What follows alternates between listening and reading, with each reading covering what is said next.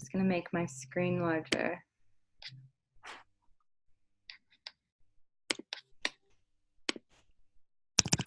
Okay.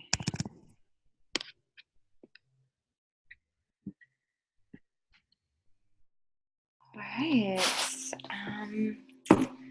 Welcome everyone to our last session of Rise to the Call. This week is World in Rising. So we've journeyed from self to nature to community, and now we are expanding out, having really grounded our feet into the earth, really felt into our center, opened ourselves to our community. Now we're ready to kind of bring our activism to the world. So this is a really exciting week for us, and I'm excited for all of the content we have for us today. First, I would just like to welcome you all and thank you for being here with us, as well as welcoming the traditional landowners from where each of us currently resides, where we all are all over the world. The traditional landowners of this particular place, the Los Angeles Basin, are the Gabrielino Tongva people. So honoring them, honoring the indigenous people from all of our lands, and just really grateful to be here with you all, with all of our spirit guides, all of the others that are not with us but are joining us shortly, or that can't join us and are watching this. Welcome.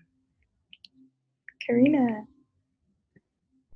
Thank you, Kate. It's so beautiful to see people's faces again this week, and a few new ones I haven't seen, so that's beautiful. So just before we go straight into the content and really get into the crux of it for this week, we would like to do, as we do every week, and do a bit of a grounding. And so just closing down the eyes, becoming aware of our bodies, how they're feeling this week as we've journeyed through self, nature, community, and landed in world. Just taking a big, deep breath together, in through the nose, feeling our bellies and our chests, and out through the mouth with a sigh.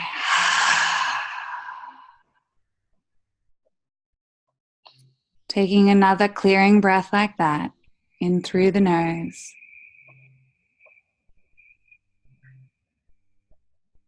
And out through the mouth with a sigh.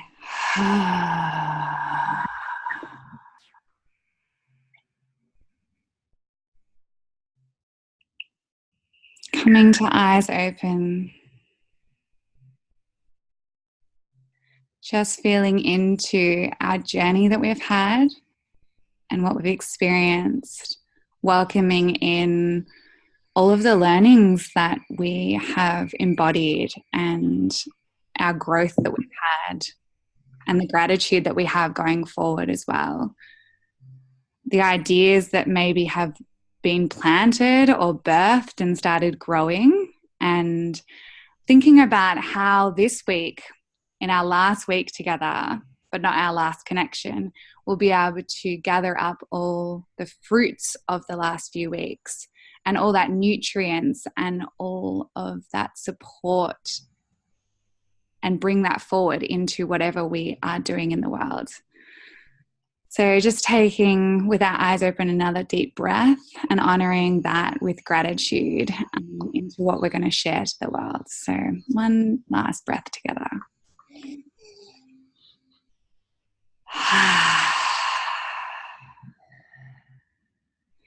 And the reason I do that with the eyes open is because this week is about the world and the visioning. And that's what Kate is going to take us through, is how we're going to use our sight and our vision to step forward into the world that we want to create. So I'm going to pass over to Kate. Hey again. Hey guys. Okay, so this is really exciting because um, we really are infinitely magical, and um, we can literally create anything in the world. Like, I am a mermaid, and I lead mermaid retreats where we dive with whales and manta rays and sail around. Like, I just made that up and just believed in myself and did it. So, like, that's hopefully inspiring that you can literally do anything you dream up. It's all totally possible. And it's not like I had 70,000 Instagram followers when I first did that mermaid retreat. Like, I had way less, like maybe 15,000. So it's not, um, we literally can do anything we want in the entire world. It's our own limiting beliefs that most of the time hold us back, which is a story we've heard before. This isn't new. But what's fun about this uh, module, or this final chapter of our Rise to the Call course, is um, we're going to walk through a little bit of a exercise where you're going to envision the world that you want to create, that you want to live in. Not just like, I want to, do mermaid retreats, but more like, what's the full picture? What does the world look like that we want to be a part of? Because this is, when we're campaigning, and when we're working on these activist projects, it's not like we're just trying to ban plastic bags. It's like, no, our be all end all is this like magical nature wonderland, with like waterfalls and rainbows and dolphins jumping and whatever it is that's in your beautiful magical worldview. This is what this is like our higher entity. This is what like keeps us, regardless of like your personal calling. We have this worldview of what we want the world to look like, and this is what keeps us accountable. This is like what we have integrity to, because we're like, that magical rainbows and jumping dolphins. Like, yes, I can. We're gonna get there. Like, it's like, if we believe, we manifest. And importantly, when we have this vision of what the world is or could be or needs to be, or we're working towards, this helps kind of build the narrative around what this is our storyline, or this is what we want people to be a part of. Like, join my mermaid wonderland. People are like, oh, that sounds amazing, I'd love to. Like, it's enchanting. It's like, not like this is why like the doomsday environmentalism isn't as effective anymore. It's not like the world is dying, it's full of plastics. People are like, that's not the world I want to be a part of. So it's kind of like shuns people, or polarizes people. Instead, we're now, we've done the centering and the grounding and connecting to self, and we're connected and supported. And now we need to be sure where specifically we're headed. What is the world view? And we want to know what that looks like, what it feels like, what it sounds like. Have a really beautiful, crystal clear vision of what this worldview is, so that the universe can deliver it. That is like our manifesting, our law of attraction. And then also, we want to make sure that other people, it's so clear for us that it's unwavering. It's just like, it's a very beautiful vision that we have, so clear. And then other people are then attracted to it. So it's like an inclusive invite for other people to be like, yes, that is the world I would like to live in as well. Or I'm attracting, we're manifesting. And then it's like, come along, join the campaign. So we're going to do a little manifestation exercise, which is just going to help us kind of create a little bit of a worldview. And then we're going to go into the practical tool of campaign building, which you've already was included in your PDF, but we're just going to work through that a little bit more. Because it's fun, and hopefully should be quite helpful. Okay, so this is an opportunity for you guys to close your eyes. Feel free to take any notes if anything comes up for you, or if you would like to use this exercise later in your facilitating or whatever. So why don't you just get comfortable and close your eyes. And take a few deep breaths.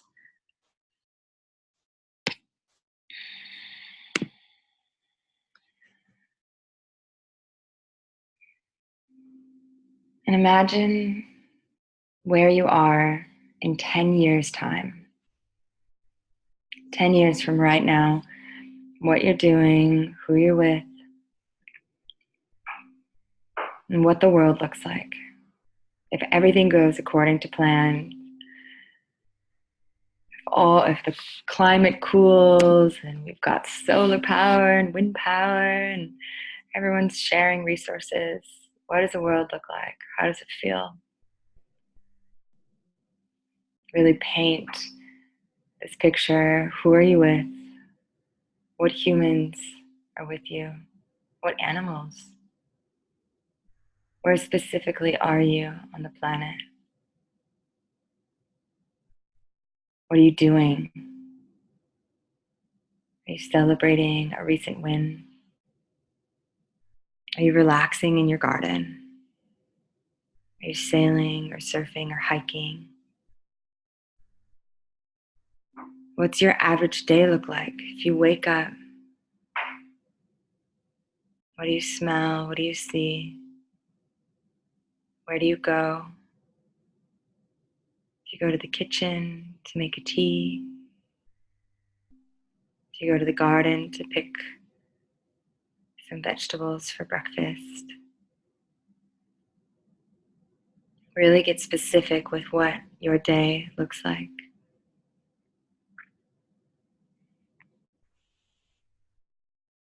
So important to be so specific when we're asking the universe.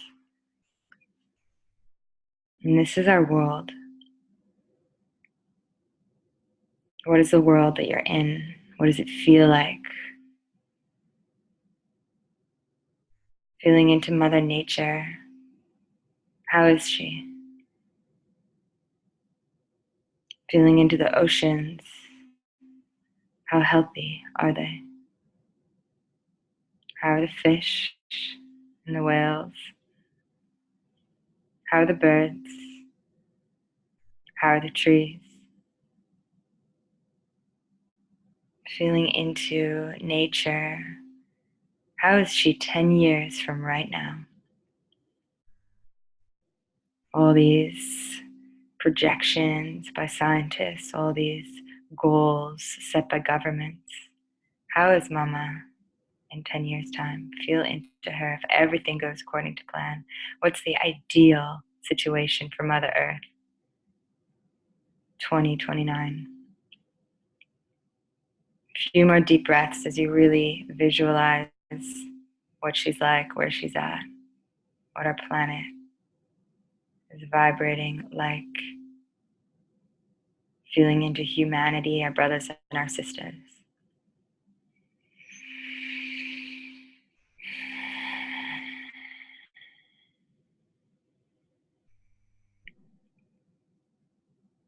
One more deep breath here.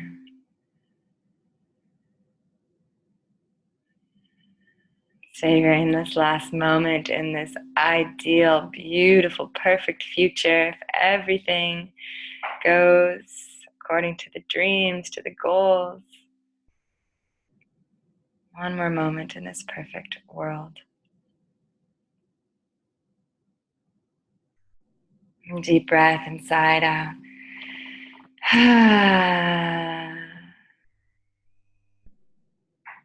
Now coming to 3 years from right now. Knowing where we'll be in 10 years with that beautiful, healthy, thriving planet. Supportive humanity.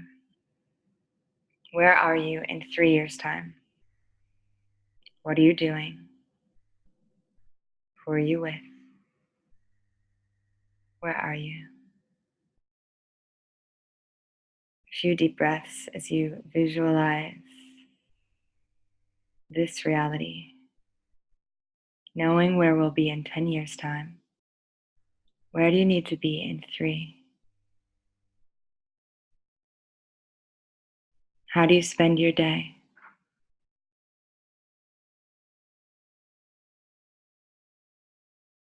How do you wake up?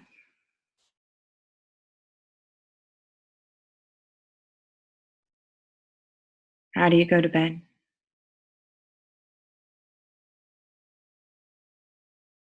How do you take care of yourself?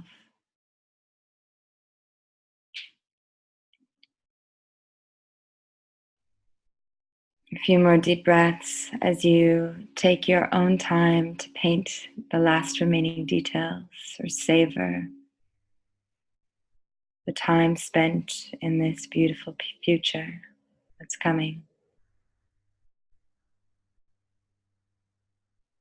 Allowing the universe to see crystal clear what you're calling in.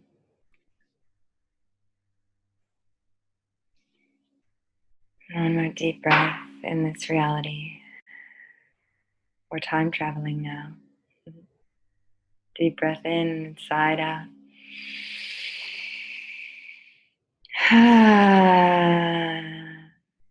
You're all muted, so feel free to be loud with your sighs.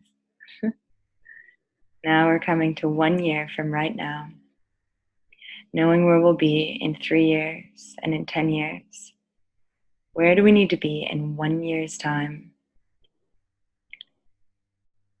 The beginning of July 2020, where are we? Where are you? Where in the world? Who are you with? What are you doing? How do you feel? What's the expression on your face? How do you spend your time? What's your average day in July of 2020? What are you working towards?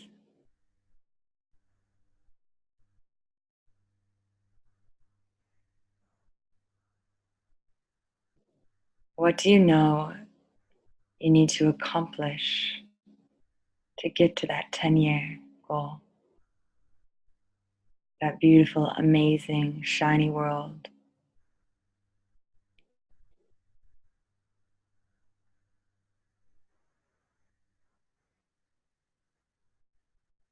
A few more deep breaths as you visualize where you're at in 1 year's time. Notice what you've already accomplished in this 1 year from right now.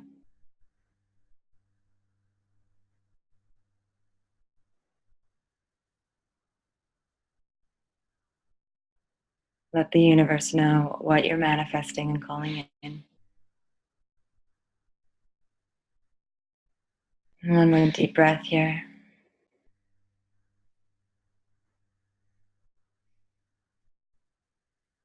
And deep inhale through the nose. Side out.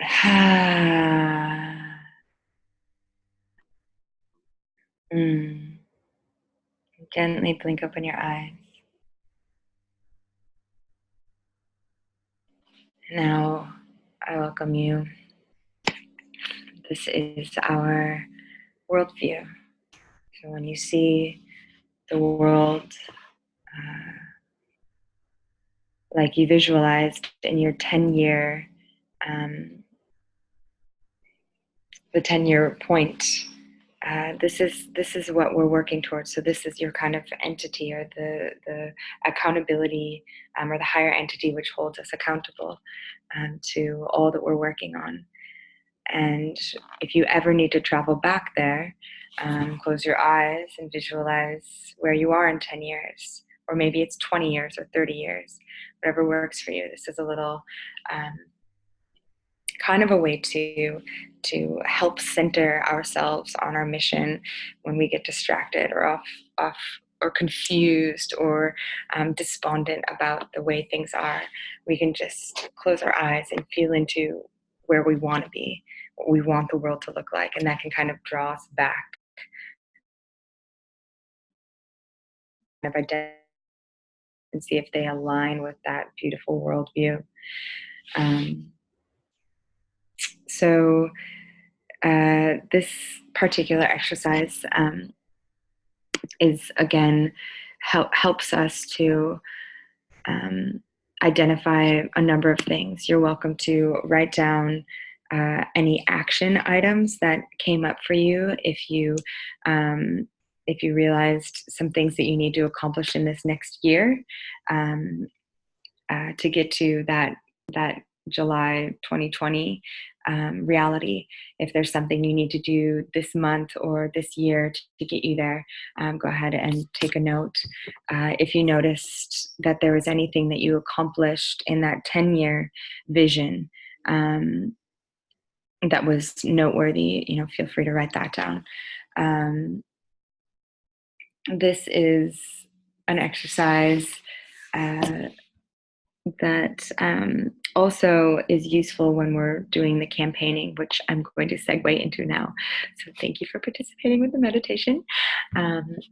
That's one of my most favorite meditations ever. I do it like on every retreat or workshop because I feel like it's really personal but really powerful, and it helps us identify of all the crap going on in the world and all the distractions and all the comparison all around us constantly, barraging us, we can just close our eyes and think about what's important to us and who we're with and what we want to be doing. Like I'm always in like a garden or like baking bread. So it's like, okay, I know what I like to do. It's like, so it's important to bring ourselves back to ourselves. Okay, so into campaigning, a little practical tool for you all. This was in our PDF, but I like to explain it in detail in the call because it's fluffy to be like, this is my worldview where I bake bread in a garden, and this is what I'm working towards, for all people, like world peace. That's great to have that as like the higher entity. This is like the dream, and when we're campaigning, we're not like, we need to meet these KPIs. It's like, this is not the rigid corporate campaign that, other people are working on. We are environmental activists, we're deep ecologists. And so our method is a little bit more fluid and feminine. So the vision, that first aspect of the campaign, and this is a Greenpeace campaign building format, so this is what they use. We've got the vision, the goals, the strategy, and the tactics. And the vision, that's the worldview. So it's like everybody on your team, you all have to agree on what you want the world to look like. Like if someone on the team is like, I love plastics, it's like not in alignment. And so you need to come together and be like, all right, well, what's the world that we all live in where plastics is integrated in a healthy manner? And then get like really clear on like, okay, we can use plastics for this, whatever. So everybody needs to agree on that worldview. And that's your vision. That's like the higher entity that keeps everybody accountable and on the same page. Then you have your goals. So the goals are the headlines that are like making the papers once you're like, that are like proving the worldview is coming true. So for example, mine might be, when I've done this before, it's like, US bans all single-use plastics. So that's like a headline. That's like a specific targetable goal, like we could reach that. It could hit the front page. After that is our strategy. So the specific route with which we are going to take, or routes, there's multiple pathways to get us to that goal, like get us to that headline. And then the tactics are the specific tasks within the strategy. So you kind of make a map, right? I should just take a screenshot of this and upload it to our chat. But you have like a few goals or your headlines at the top of your paper. And then underneath your headlines or your goals, you have little bubbles of the different strategy. And then, okay, so for example, I've had this climate awakening, and I really want that all humans are able to discuss climate solutions. So people are educated enough around all the solution, like the drawdown tactics in renewable energy and how we scale all these things to legitimately slow the warming of the planet and actually reverse the warming effects. So my headline is everyone can discuss climate solutions.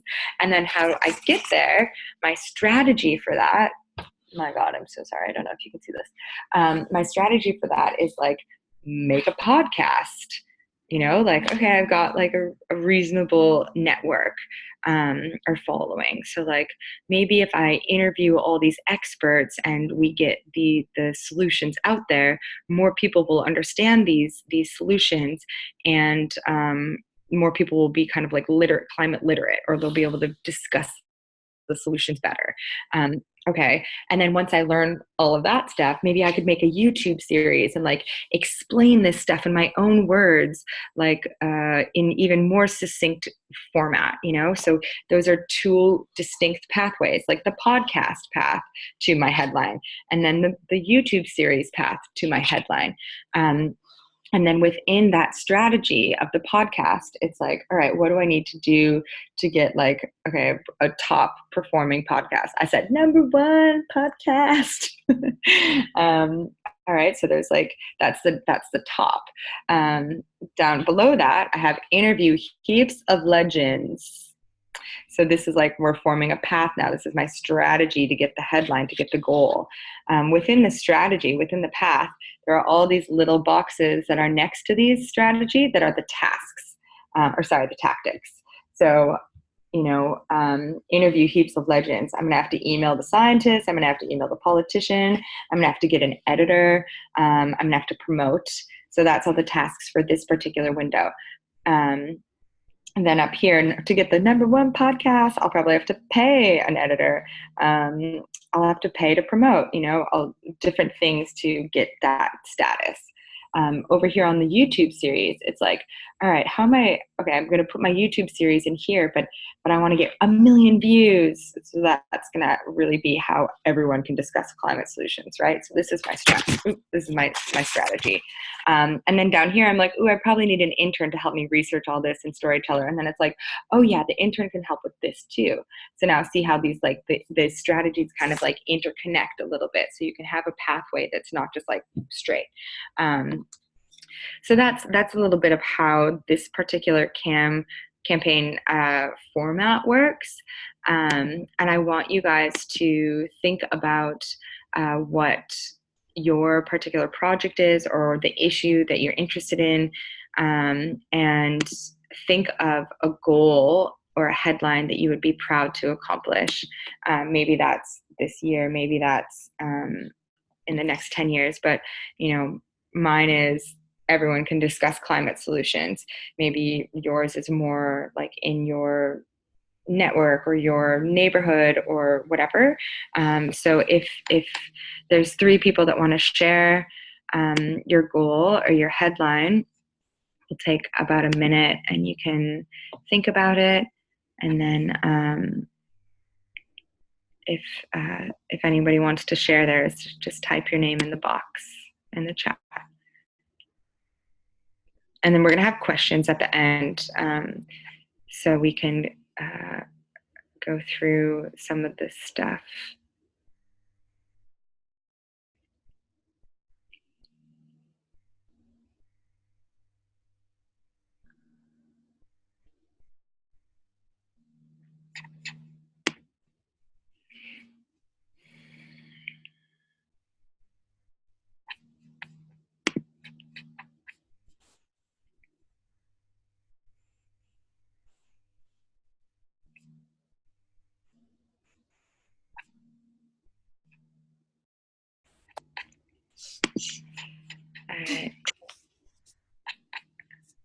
All right, Jackie. Awesome. Hi. So since last week, I've had some epiphanies on what I'd like to do. I'm still downloading on this, but I'm thinking it's going to be, it will still be environmentally linked, but it's going to be around women's health and cycles. And one of the headlines I just thought of just then is getting period policies in workplaces. Not sure if you guys have heard anything about this, but there was a woman in the UK who tried to get, women to have 1 or 2 days off during the month or when they are on their period. And some places in Asia already have it, but of course women, they don't want to be public about their cycles, so they don't take it, little things like that. But yeah, I'd love something along those lines to be a goal or a headline. So, and not, I guess, not just about having them, but also women being able to take them quite comfortably and in fact quite confidently be like, yeah, hell yeah, I'm on the period and it's great. So yeah. That's awesome. Thank you, Jackie. Yeah, I love, okay, I'll save my commenting. Courtney.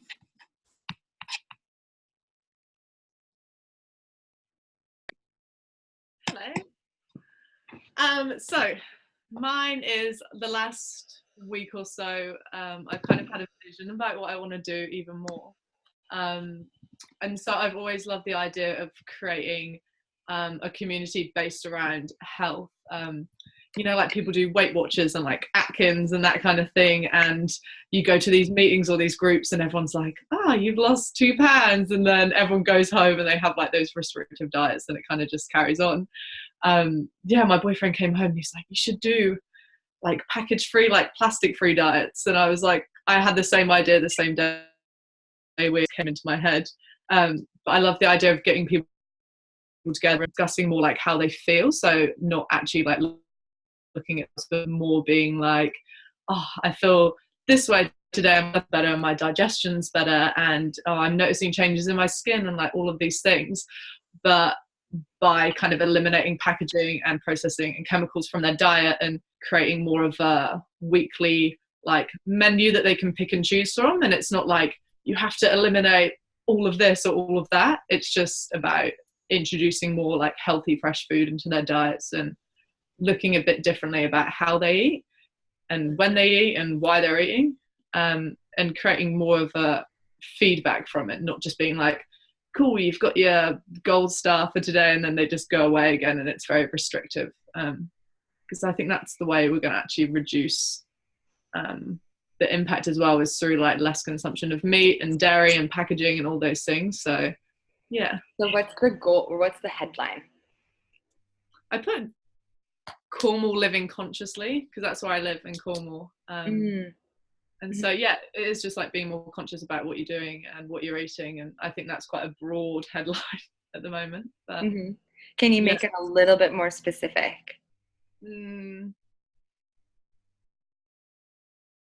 Maybe like Cornwall living packaging free or something like that. Yeah, I'm not good with the words. Cool. Nice. Come to me. Yeah. All right. We'll do Annie and then Hannah, and then if you guys think of other ones who haven't spoken, you can just type it into the chat. So then we'll move on to the next activity.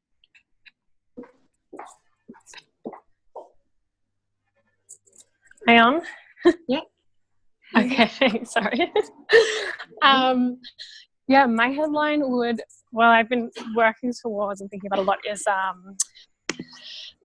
like Australian schools make environmental education compulsory. And I think like not only just learning about the environment, but also personal development. Like it just goes hand in hand. Like I think obviously you know that because you're running this course and we do self and rising. Like I just think it's so important for people to be like confident and happy with themselves before they can even start thinking outside of themselves. So it'd be really cool if those things were compulsory in education. Love. Thank you, Annie. Hannah? I don't know, like just it's hard to put into words, but I'd like local artists kick politicians into action over species extinction rates. So like whether that's like one local artist or a group would be pretty cool. But yeah, something like that maybe. Awesome. I can't wait to see all these headlines in the newspaper. Okay, for the sake of time, I'm going to pass it off to Karina. And if you guys have specific questions about social media campaigning, I'm happy to answer those at around our question time, which is 6 p.m. to 6:10. So save your questions, and I can do a little social media campaigning in that piece as well. All right, Karina. Beautiful. Okay, it's so lovely to hear some of your visions and campaign ideas. They seem to be evolving more and more, which is exciting. And with the visioning for the world, I encourage you, I've done it multiple times, and I encourage you to actually go back and do it again and again, because each time I find I get a new level of insight drop in, you know. I feel like I have one, and then the next time I'm like, ooh, like even just then I had another thing drop in, and I was like, wow, that's a really new solid piece that I didn't know was there before. And that's really exciting. So I'm going to talk to you about events. So we spoke about campaigns with Kate, and in the PDF there's all the details about how you run them and blah, blah, blah, blah, blah.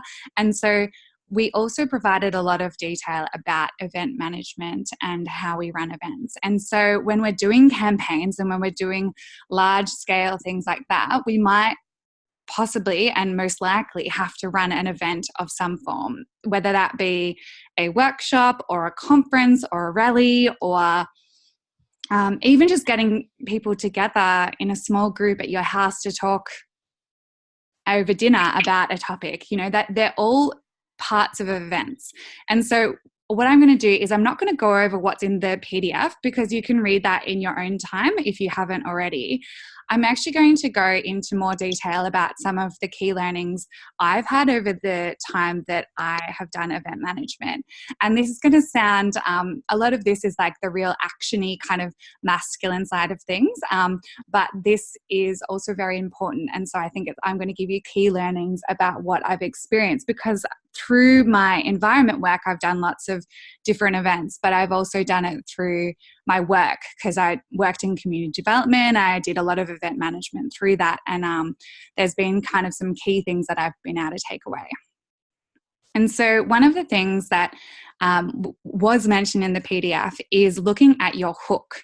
And so trying to find, like Kate said before, what is your magic? What is your uniqueness that you're bringing to that event, and not even just to yourself, but to the event? So what are we doing that makes this event different, interesting, something that people are wanting to give up their time? Because that's what essentially you're doing with whatever event it is that you're doing. You're asking people to offer you their time, and time is energy, and we want to be able to give them something that's going to capture their interest and bring them in. And so that might be like, for instance, with the Fight for the Bite, those who are Australian, there's an oil proposal down in the Great Australian Bight. And one of the things that they did was paddle outs in all of the key beach locations. I was part of organising the one in my local space, which is the Surf Coast, which is down the bottom of Australia.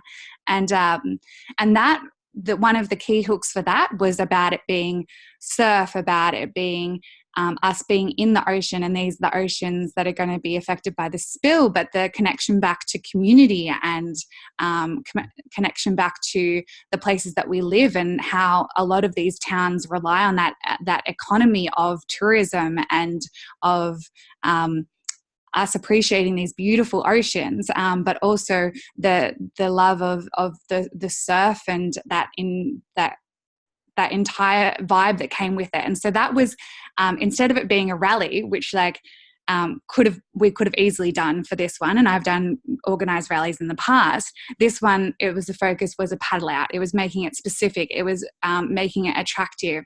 It was making it fun and playful, and also visually appealing and really beautiful. Kate, last time we did this course, she actually happened to be on the Greenpeace boat, and they did, and Kate can speak more about this later, but she they actually took a plastic monster back to Unilever, or however you say it, and that was made of plastic, and it was this gigantic monster, and they had like a rave party as this like humongous monster came back to the place that had created all of this rubbish and plastic that had and so it was not even, it was visually amazing. It made a really solid point, but also it was like fun and playful and exciting, and people wanted to be part of it because it was that energy, it was that community. It was like, wow, like how, like we want to be a part of that. That's different, that's unusual. It gets the media, it gets, you know, that's the hook. And we always want to look at what is our hook for whatever we're bringing forth. And so that's really, the kind of the key part. But then I'm going to go into some more practical tools that I wasn't able to share with you in the PDF. Otherwise, the PDF would become gigantic, and we can't make it gigantic. And that's about, we really need to have, so I'm just going to roll through the ones that I've thought of. And that is that we really need to have like an event coordinator. And you might have been the one who organized the event up until then, but there needs to be a point of contact person on the day. And if you're not a person who is great at multitasking, some of us are naturally built for that, and others are one mind focus. And if you scatter their attention, get overwhelmed, and that's fine. So it's just knowing, if you're not that person, maybe you organize the event to the day and then you have an event coordinator on the day, because you need to be able to think of 100 things at once. You're going to be, particularly if you're running big events like rallies, festivals, markets, anything like that, you will have 100 people around you asking for your attention, asking you questions, demanding you tell them, or like attend to this issue, attend to that issue, or whatever it is. And you need to be able to multitask, but also be able to delegate. So be like, okay, I can't deal with this now. I've got this amazing team. So coming back to community and being able to go, all right, Kate, I need you to do this. And Jackie, I need you to do that. And Courtney, I need you to be there. And knowing that your team understands your communication style, so that when you are having that directness or communicating in whatever way, that they're able to know that that comes from a place of love, and you're just trying to get things done, and they're able to, you're knowing their strengths, and you're delegating the stuff that you don't have the time to do, but you know that they can do. And that also comes back to communicating boundaries, because you will have people bombarding you, particularly the big events, as I said, and you will have to be able to use those communication skills and develop those communication skills to be able to be like, actually, sorry, I'll be there in a minute. I just have to attend to this. My priority is this right now. I'll be with you in a minute. I hear you. I'm trying to sort that, and I'll do that as soon as I can. Whatever it is, it's that communicating that boundaries, because you can only do what you can do at that moment. And when we are communicating those boundaries, and when we are getting pulled here, there, and everywhere, and it's quite fun. I actually really thrive off event management. It is important to watch your tone, because when we get stressed, and when we are being demanded of so many people, our tone can shift. And being really aware of that, because also your energy shifts, and the participants who come along to that event, they pick up on it like that. They see it. It's amazing how quickly they can figure out that person's not going well, and it shades the event in itself. You know, that energy, that embodied leadership. So being an embodied leader, where you're acting the way you want the event to run as well, because that will impact and flow out to the entire event. And knowing that, and being gentle on yourself, that something will potentially probably go wrong. You know, especially if you're running big events, you are most likely going to come across something that's going to go wrong. And that's where you either have to be a problem solver yourself, or you need to have a teammate who is right next to you, that you know can think on the spot, who can be creative about solutions, because there'll always something that's not working, someone who didn't show, something that you have to rejig, and that's fine. That's actually a beautiful way of being able to challenge ourselves and also to creatively find those solutions. And then just a few more things, and then I'll go on to the intentions. But yeah, get the specialists in. So I ran, when I was 19 years old, the first Walk Against Swarming in Geelong, and it was the biggest one they've still had to this date.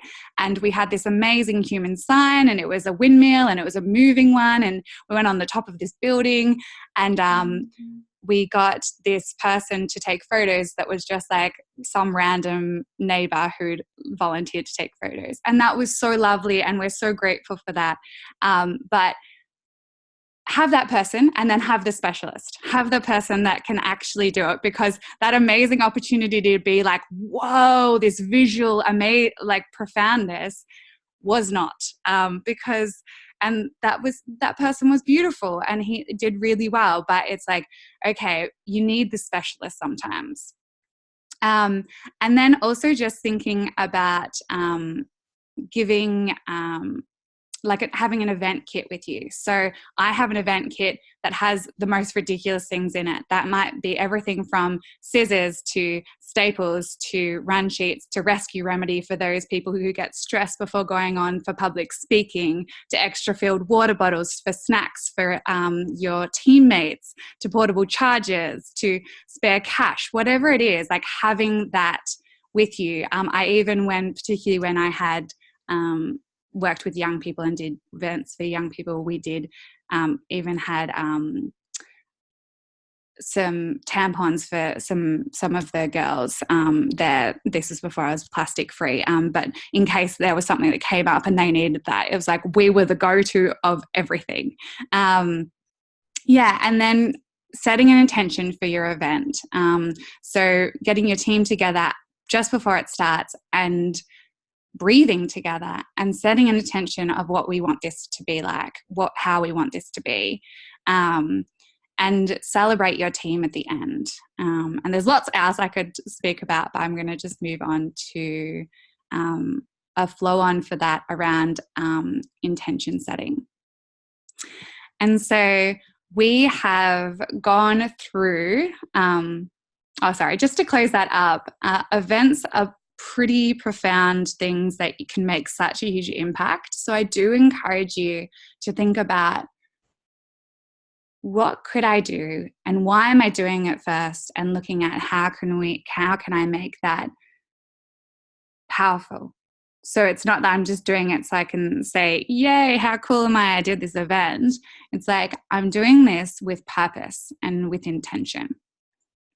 And so from that, we go on to our intentions, that we're just going to do a bit of an activity, because we've come to the end of our 4 weeks, and we want to bring together the elements of all the 4 weeks so that they come into one solid, I guess, gift into the world. And so we're going to make a pretty picture. Me and Kate are all about pictures today. I hope you can see that. So we're actually going to do an intention board. And I encourage you as well to, Kate had the beautiful idea of doing this on a piece of paper, but also then maybe tomorrow, maybe tonight, maybe in the next week, doing this on earth, and then going to stand in the absolute middle. So we're going to just close down our eyes for a second and take a big breath.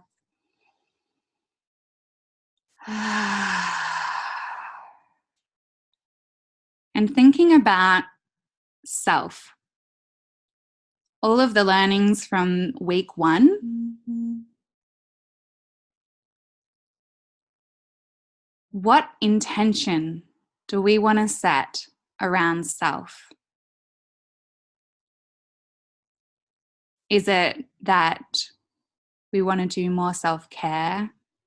Is it that we want to stand in our brilliance? Is it that we want to know our own power? Is it that we want to expand to our ecological self more?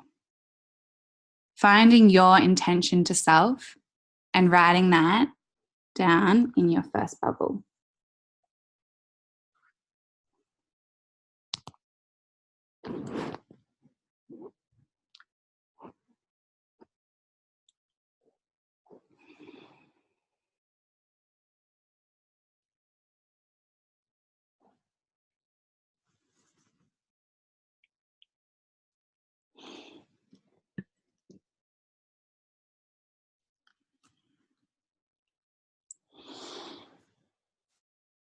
And when you have done that,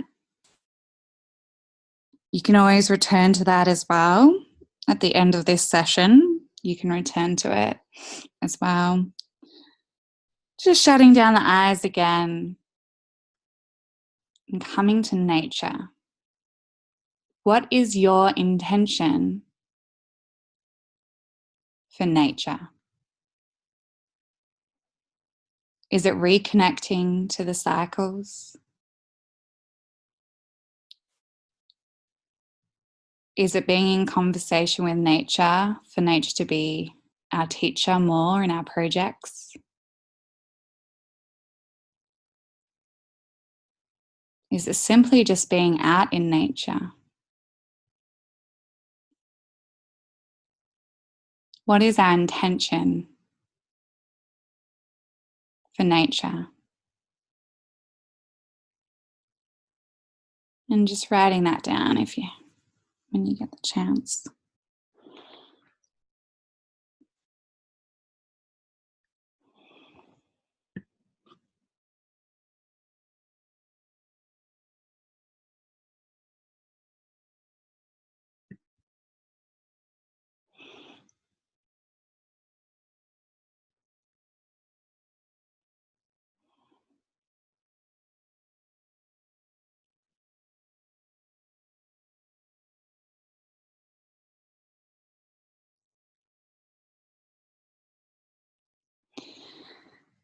And then coming to community, shutting down the eyes if that feels good for you again.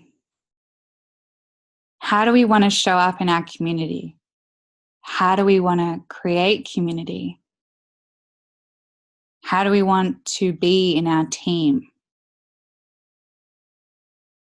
How do we want to understand community? How do we want to bring in the future generations and the ancestors? What is your intention, whatever it may be, for community? And with a big breath, just writing that down as well.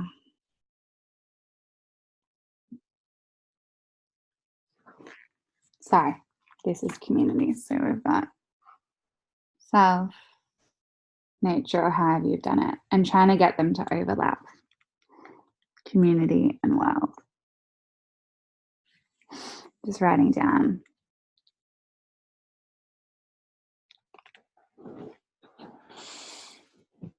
And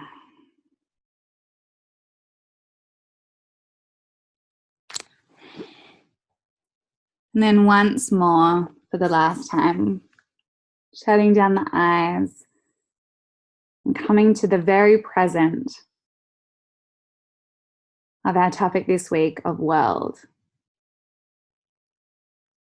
What is your intention for showing up in this world? For rising in this world? For being part of this global community?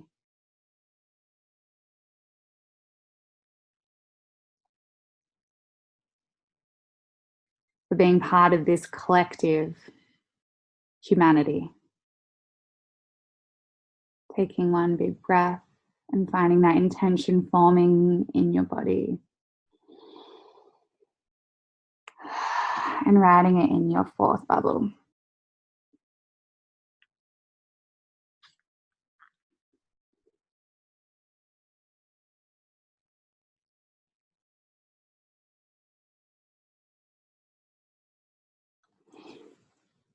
And so those are your 4 intentions for all of the weeks, to be able to bring them together, to be able to fully connect into how to integrate these as one unit of an expression of self, an expression of rising. And in the middle there is where we will create the intention for rising. So the intention of the overlap of all 4 elements, all 4 weeks, all 4 warm learnings. And that is where our power is, our nugget, our golden nugget that we bring forth.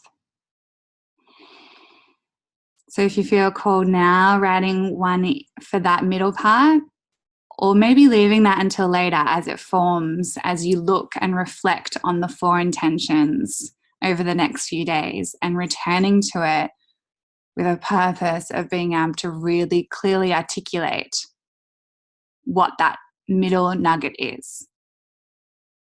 Beautiful. Okay, I'll hand it over to Kate to share her part.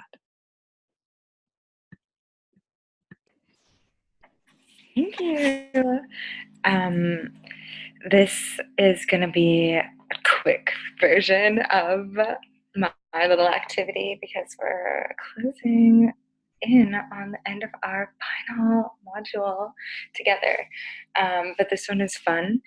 And it is a superhero exercise. This is where you get to visualize yourself in your full power as you show up in the world. So I'm going to ask you to close your eyes again. If you're still writing, feel free to take your time.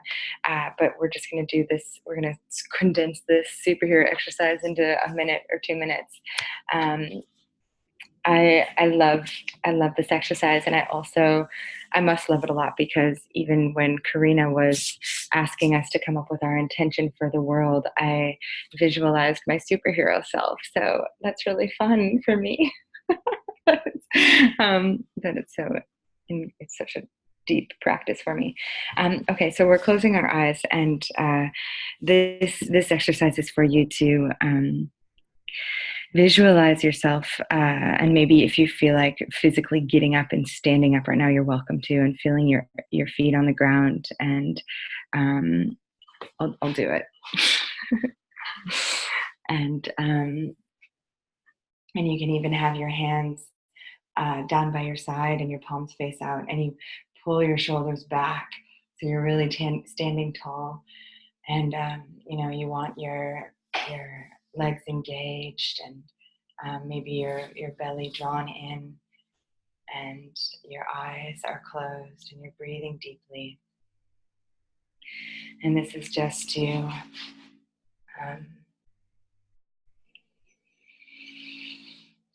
dig deep and visualize yourself in your power, who you show up as. And you get to visualize this self in whatever you're wearing. Maybe you have like a leather loincloth or a crown or a cape, whatever it is. Visualize yourself super powerful. Maybe you're surrounded by fire or lions or growling. Or maybe you're on a rock in the ocean and there's dolphins jumping all around you. Give yourself your most mystical, magical power stance, your superhero self. And mine changes. And it doesn't have to be a crystal clear vision, but I just want you to feel into this self and know that this is how you can show up in the world. And whenever you have fear or you question yourself, come back to this place. Now, as we stand here in our power, or if we sit in our power, in about 5 seconds, when I tell us to, we're all going to open our eyes. And if your camera's on, we're going to see each other in our power, visualizing each other in our superhero, seeing all of the superheroes around us in this circle, in this community, letting them see our power.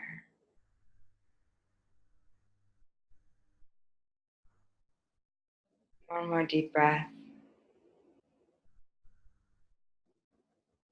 Make sure you've got every jewel in your crown visualized, every whip in your belt.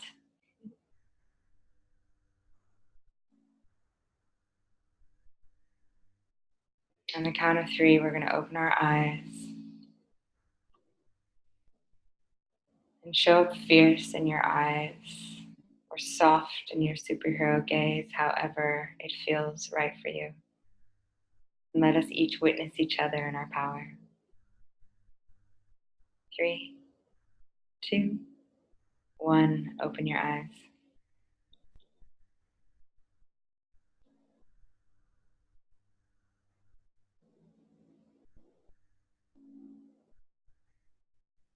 Take 2 deep breaths.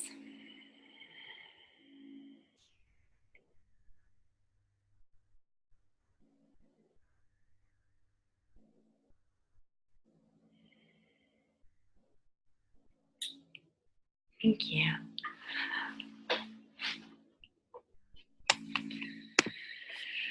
All right, now we're going to do a few focused action statements and then questions, and then we're going to close it up. All right, Karina. You beautiful, super powered people. So we're going to do a share of a one sentence. So when we speak about what we want to bring to the world, we're going to share, I am going to ... It's going to be one sentence, nothing else. Obviously, we witness that will change for people as they grow.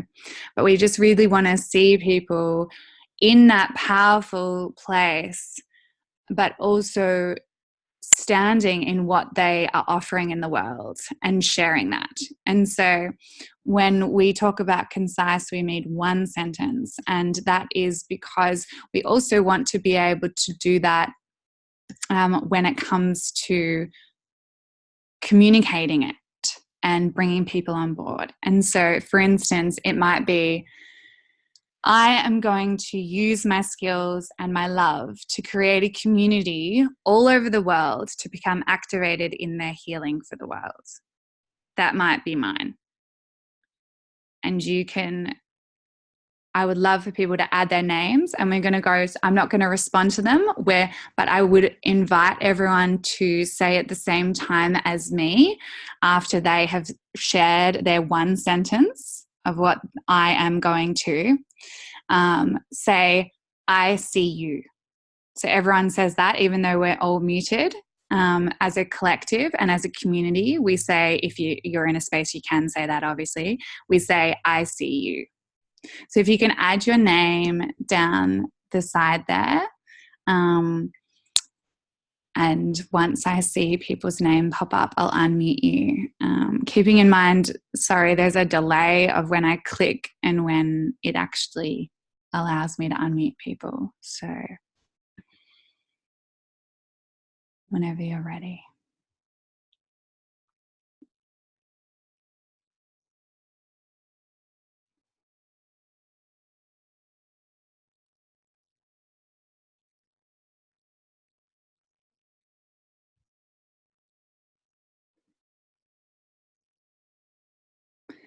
And there's something incredibly powerful being witnessed in our purpose. Here you go, Hannah.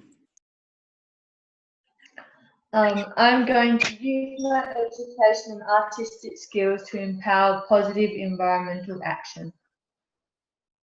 I see you.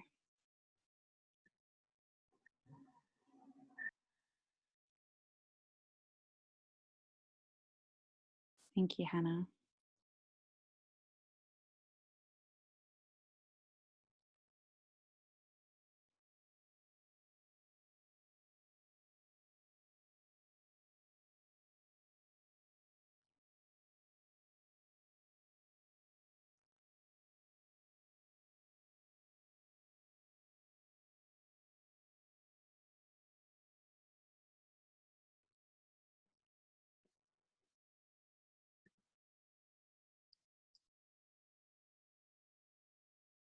Annie, Courtney, beautiful. Go ahead. I'm going to be the light and the guide to show people how to give love to themselves and We see you.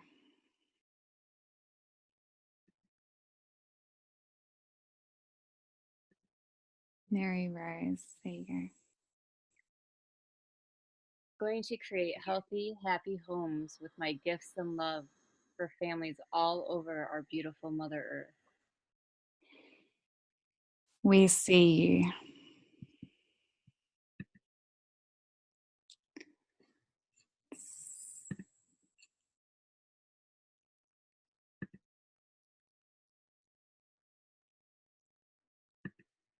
There you go, Sarah. It should unmute. There we go. Yeah.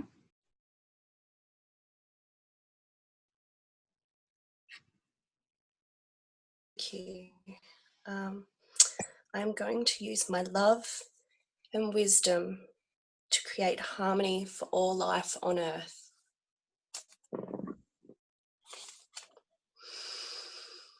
We see you.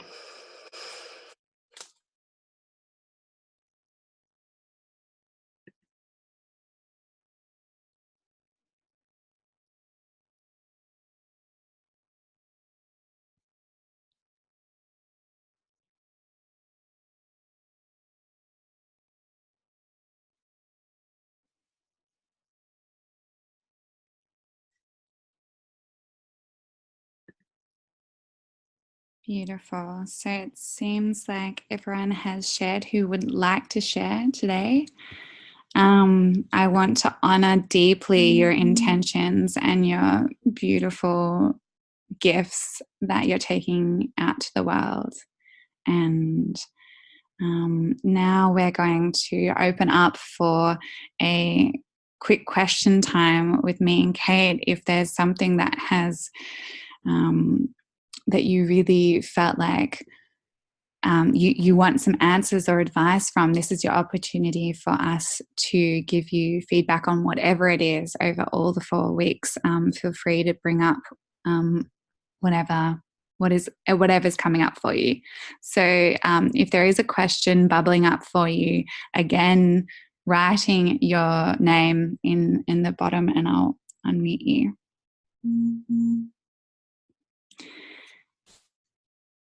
Annie? Hi. I don't know if this is personal or not, but I'm wondering, do you guys do all of this outside of work hours? I just thinking from like I need money to live versus want time to do all of my projects standpoint. How do you guys balance that? Are you in jobs that help the planet and allow you to do all these projects and get paid, or are you doing the side hustle? Yeah, so we can both answer that if Kate feels cold. Mine has changed over the years. It used to be that I would work full-time as a social worker, and I was doing counselling work and all types of different work. And then outside of, I was trying to implement stuff within the organisation I was in, and then I was doing a lot of my volunteer side and work with all the organisations outside in my spare time. And now I have actually designed my whole life around it. And so now my business is around sustainability. So I both make I live off very little, and I make some money through my education that I do in schools around sustainability. I offer healing, earth, wisdom, Reiki healing, and coaching, and then all around based around this stuff. And then I also am developing more stuff for my business, but I do have kept my foot in the door and work casually because my business ebbs and flows, and I work casually as a disability support worker, as a therapeutic children's worker. And so I do that when the ebbs are not as that I still need to pay my rent and still need to do definitely. But I do find that I spend a lot of my time giving that a lot of free work, but that is how I decided that I want to live my life, and my priorities around how I do that. And I found that the more I've done that, the more my life has become less expensive to actually be in, because of how I'm designing my life. It becomes more simplistic. Therefore, my costs went from, and especially when I was working full time, how much I was spending to maintain the lifestyle of working full time, and then how that's shifted has been really interesting reflection for me. It's actually a good point, because I think, like, if you are living sustainably, like you said, you do need less, and hopefully that means less expenses, which is very true. I think sometimes I project forward if I would have children and I want them to be educated, whether that's like, this is very forward thinking, like homeschooling. There's so many options, but it all does cost money. For right now, I could survive, but I probably wouldn't be putting anything away, living, I guess, week to week, doing stuff like that. And I think it's a really exciting time, because of all the shifts that we need to make in order for our planet to survive. Like, oil is running out, coal is running out. So there's all these incredible industries that are popping up that are environmental, but also the only other solution we have. So like renewable energy or green technology, or the technologies that are going to get us to renewable energy, or all the zero waste. Like, recycling's broken. Well, like, okay, of course there's going to be so much domestic recycling that's going to have to pop up to fill that need. And there's like all this opportunity that's coming up, like, plastic's dead, what are the alternatives? Like, all the scientists are making bank, all the chemists are gonna, like, they're killing it as they're like learning of these like bacteria that ingest plastic, or like the mealworms or the fungi that like ingest plastic. There's so much opportunity. So I think that we have a range of options when we choose to get involved in this space. It's like, we can, like, I personally just like went the nonprofit route and just like put in my time as like the low paid intern, just like learning in a marine debris lab at like 20, and then I started my own nonprofit and like had no idea what I was doing. And then I worked as a marketing so like I tried different things to feel what felt right for me and gain skills. And then once I had enough skills, I was like, okay, I can go off on my own and do my own thing. And now as like as an independent brand or person, I can choose to work with other businesses and try and amplify them. But even in that, it's so interesting to see how many more businesses are now like, all businesses have to have some sort of sustainability or some sort of purpose or some sort of give back program, or most businesses. So it's like, it's so exciting to identify those opportunities, I guess, to get involved, or choose either a more corporate, like the bank is maybe has some programs with, and you're at a bank, right, Annie? Yeah, so it's like there might be like side projects in the bank that they could just pay for, and then you could learn through them paying you, you know, like that you're like implementing these different campaigns within the bank, and then you learn how to do a campaign, and then you can apply that to other stuff, but you don't have to like learn the hard way by doing it on your own time because you tried like setting up a recycling program in your office, or like, hey, bank community like co-op, let's all order like let's do plastic free July together, or like just use where you're at to like you have so many resources being at that bank. Like think about like what you can do whilst still on their payroll, and then perhaps there's like an exit strategy, but you've set yourself up to get there, and like maybe you're going to go into like sustainability at the bank, or you know you've got this corporate experience that you can then apply to something that's like a little bit more grassroots or feel good. But yeah, get them to pay for as much as of your education as possible. I love that. And also I think it's just quickly to add on to that, it's an exciting opportunity to help show different ways of living and different ways of designing and communities and different ways of making a living. So that is really beautiful to be able to step into that space and show that we don't need as much stuff. We don't need to constantly be making a huge amount of money to live a fulfilling and purposeful lifestyle. And so then like that's can be part of our narrative going forward as well. Mary Rose. Kind of going into from that is the last 12 months my family of 4 has made huge transitions that has taken our expenses way down so that we could take our work hours way down to start really feeling out what we're brought here to do. And but one of the big things is still travel for us. For example, we have a friend on Oahu that travels for a month, and she's like, you know, come take care of my place.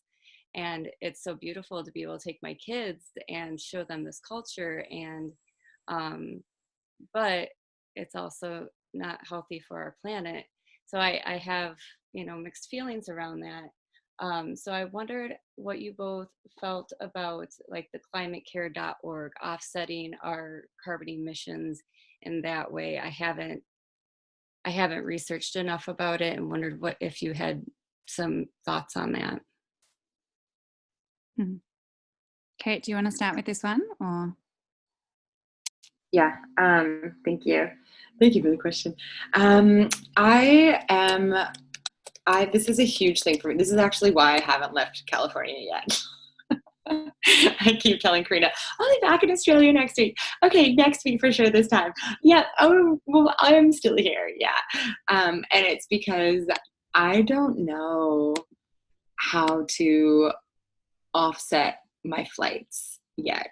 That's why I canceled on my mermaid retreats. Like, I think there's a lot of us that are really struggling with like, I mean, even this is why I like panicked and launched a podcast, because I was like, oh my gosh, plastics, yeah, important, but like flying, like the Arctic ice that we melt when we fly, like a round trip New York to London, this is like melts of apartment size bathroom of ice. I mean, that's so much. So just imagining that sheer volume of ice melting when I'm just flying from here to Australia. So I'm right now, like kind of also what I was mentioning to Annie's question is like, I'm trying to find an offset program that's legit. You know, like planting trees is legit. Like that's great. But how many trees do you have to plant to, you know, like it's a bigger story than that. And when you check the box on like your flight and it says carbon offset, I always check it. It's like $3.50, I think, for most of my flights. I'm like, what is $3 doing? How is that helping offset an apartment of ice? So that's just like not good enough for me, even though I know the people at the airlines are doing a lot of work to make sure that there's like some really great programs. I think the best thing that we can do at this time is talk about it. I think the best thing we can do is vocalize your fear about like, I really want to go to Hawaii. Like, go vocal on that and be like, what do you guys think?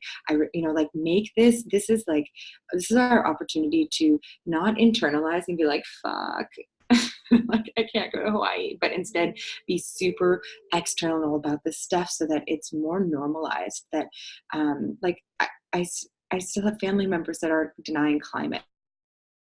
Like, that is so fucked up. Like, I'm speechless. It's shocking to me. So it's like, if we talk about this stuff more, we ripple outward this awareness, and I think we're going to come up with solutions together. I certainly have been looking at a lot of climate offset programs. I haven't heard of Climate Care.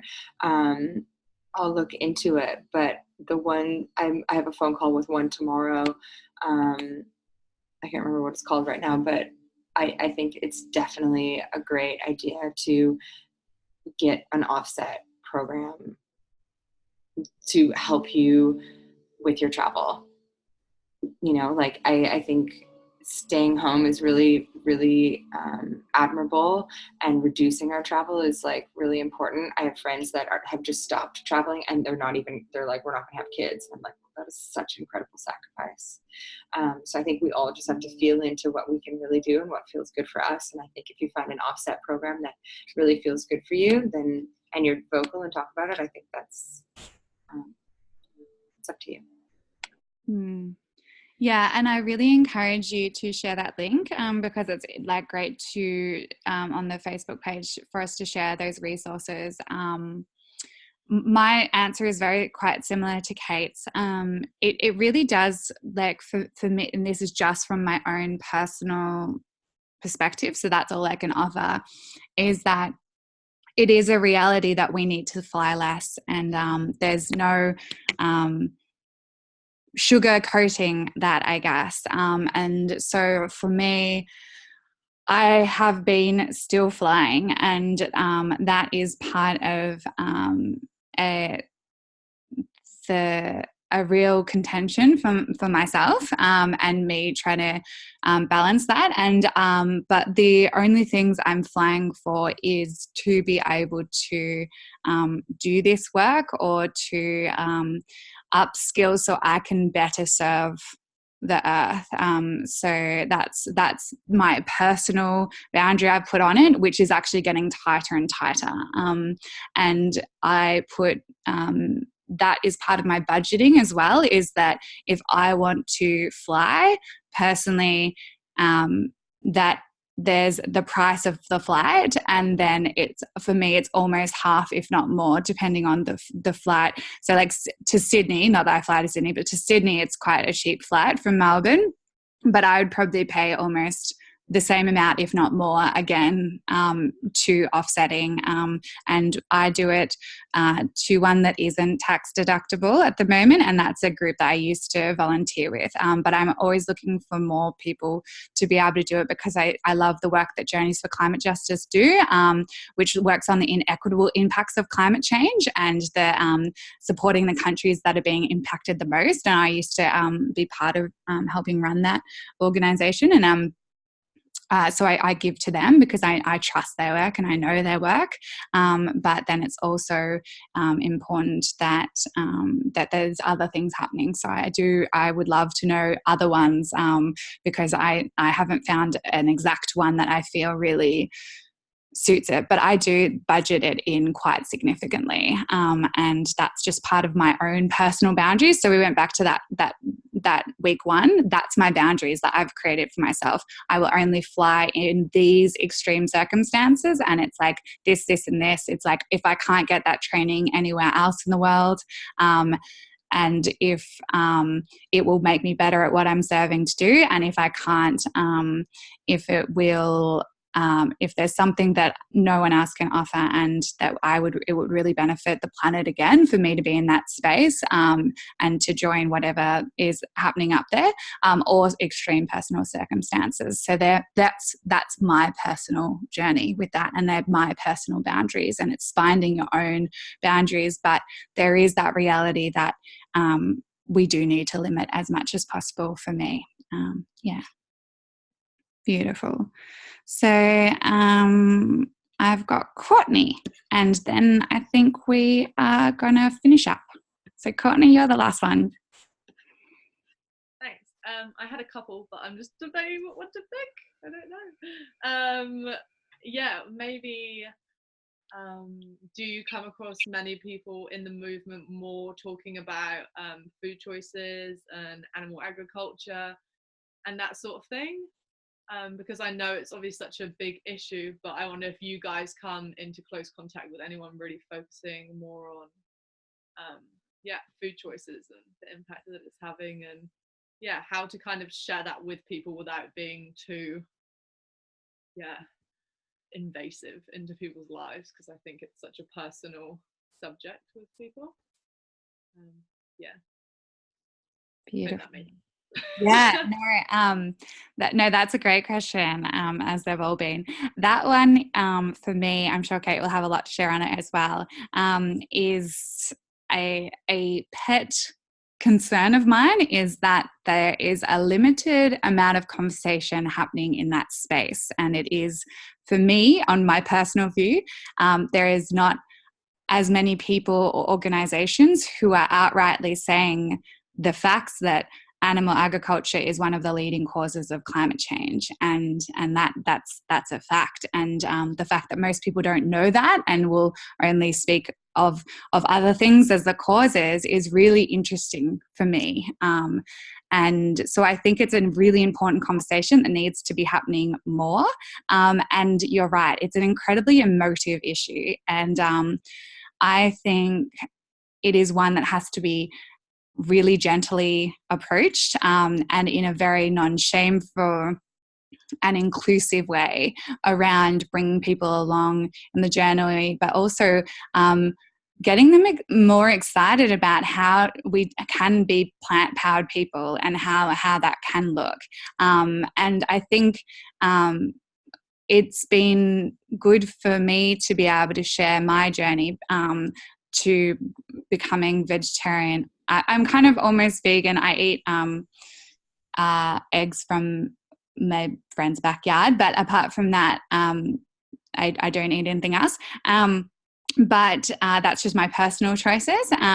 But being able to share what inspired that. And so a lot of people come to it from an animal rights perspective, and it's been good for us to be able to share that, like for me to share that actually that's not where my inspiration first began. Mine actually came from around climate change, and I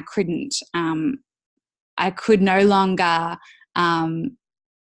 feel that it was okay for me to be able to eat this stuff when I'm doing this work, and just starting those conversations, but in a really gentle and inclusive way, and introducing people to more different types of meals and showing them how to do it, and sharing that in different spaces. But it is, you're right. It's something that's not spoken about apart from like as strongly as I feel like it should be, and I think there's a space for people to step more into that space in a really gentle and embodied way, to be leaders more in that space. But there is amazing people doing stuff in that, but it is a concern of mine that it's not spoken about more. Kate, do you have something to add? I do. I'll try to keep this brief, but this is something that I find really interesting, because I think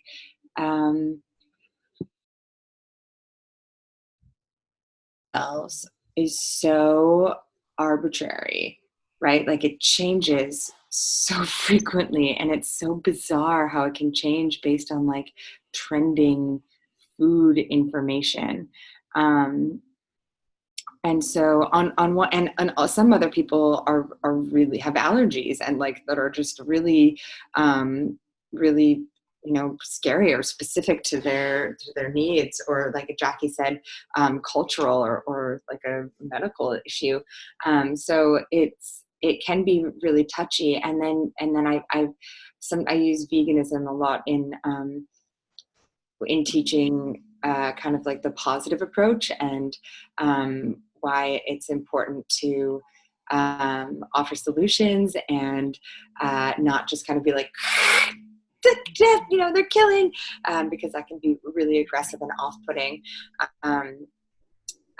But you know, there's a place for that as well, right? Like there's a spectrum of activism, and like I like to be sparkly positive, but there's also like fear, and like that there's a place for that, you know. Sometimes like showing the pictures of the cows being slaughtered is effective, you know. And I think it's been really fascinating to watch the veganism movement. I've also seen a lot of things rebrand away from vegan into plant-based because of the stigma attached to veganism. And I think above all, I just think that anytime anyone attaches so like clinches almost to dogma so hard and unwaveringly, that's dangerous, because I think we just, above all, as activists, need to question everything, constantly be questioning what we need, what we're feeding, you know, and like that's what keeps us healthy and like active participants in our planet and our world. Is like we're constantly questioning. Like I'm like constantly questioning, like, is plastic really bad? You know, it's like sometimes maybe plastic is the better choice. You know, it's like I am plastic free, but it's like I'm constant reevaluating and checking in and making sure that I'm making the right choices. I'm not just like attaching to one way and staying rigid, and that way I'm open and flexible. And I think this is important to bring to our diet. For example, I bring this up because in my climate awakening, I have been learning about regenerative agriculture and the role that animal agriculture plays, the important role that animal agriculture plays in regenerative agriculture. So like mass unsustainable animal agriculture, like the what are they called? The CAFINs or damn it, what's it called? The huge, someone help me out. CAFIN, damn it, I don't know. Okay, anyways, the large scale, the way that most of our meat is harvested at the moment is just highly unsustainable and definitely contributing to climate change. However, the way that it's incorporated into regenerative agriculture is really an important element to the drawdown techniques, like the manure of the animals. And if you like let them, you herd them in a way that's like more in alignment with their natural way, as if there were like other predators in the prairie or like the grasslands, and they move from point to point to point, and their hoof prints allow for like the seeds to come in, and they turn, I mean, it's just like it's integrated. So for me personally, I think it's just like respecting people and what their needs might be and what their personal values might be. And I guess it's like, again, leading by example, and with asking lots of questions. And for me, that's it. Yeah, thank you so much. Yeah, that was so interesting. Yeah, I definitely relate to, I've never really joined many activism groups because I feel like it's coming from a place of, just like fear and anger. And I think there's definitely a place for that, but I can never really relate because I'm just not that type of person. So I definitely want to try to move more into showing people you can eat healthily and happily and it's way better for you, but you don't have to be 100% vegan or plant-based. It's more just being conscious about what you're eating. But yeah, I'm glad that you agree that more people should be talking about it. I think more just conscious about the food that they're eating, not necessarily you have to be vegan, because I think that does scare people, and I don't even say to people that I'm vegan anymore. I just say, I eat more plants or whatever, because I think people relate more to that. Like, people know they should be eating more fruit and veg, so you're told that from a child, so it kind of makes sense. Yeah, thanks so much, guys. Beautiful. Yeah, great question, Courtney. Thank you. No, Oh my gosh, I'm so sad. We're coming to the end of our course. I guess, Karina, do you want to say anything to take us out? just quickly to add to that, I've done my permaculture design course, and really cool if you want to look at the permaculture principles, that can really help you to understand that integrated cycling and honoring. But yeah, what a journey. I feel like this is our second time that we've run it, and it just feels like it deepens every time. And it's just been so beautiful to be able to get to know you all and get to share space with you and hear from you and be inspired by you. And this is your community now. You're part of the Rise to Grow community, and I'm so grateful that you have all been part of that and shown up with your hearts so open. And that in itself is going to be such a powerful thing going forward. I just really feel everyone's energy from every part of the globe that we're from. So I just wanted to say a deep, deep thank you to everyone. And I'm looking forward to seeing you birth all this beautiful magic into the world, and to continue these conversations with you and to be open to collaboration. I know one of the other people who couldn't make it tonight is really excited and emailed me about, the potential of collaborations throughout this group. And I encourage you, if you feel called to connect with one another, or just to even put something out on Facebook and be like, I need someone to talk to about this. Can we have a Zoom call? I need a photographer to help support me in this beautiful project. Is there somebody around? This is part of your support and your community as well. So I just want to leave you with that, and I encourage you to return back to the weeks as you need to, as you feel called, because they'll have different layers to them, as we mentioned before. So I'll pass you over to Kate to finish us off. Thank you, Karina. Yes, I'm just so grateful to have gotten to know you all. Thank you for participating and showing up, and I look forward to hearing more from you in the Facebook group. I love that we have this technology to be able to connect online. I'm so honored to be here with you all, and I'm so proud of you. I feel like things are in motion for each of you, and it's really exciting. I can't wait to watch what you do, and keep us in the loop on Facebook. And if you need help or support, definitely use that as a continued resource. I think be bold, be vocal, and be true to yourself. Thank you. Thank you, beautiful people. Mwah. Stay in touch. Much love to you all. We need risers. Yay. Congratulations. Your course is complete. All right. Have a beautiful rest of your day. Thank you all. Yeah.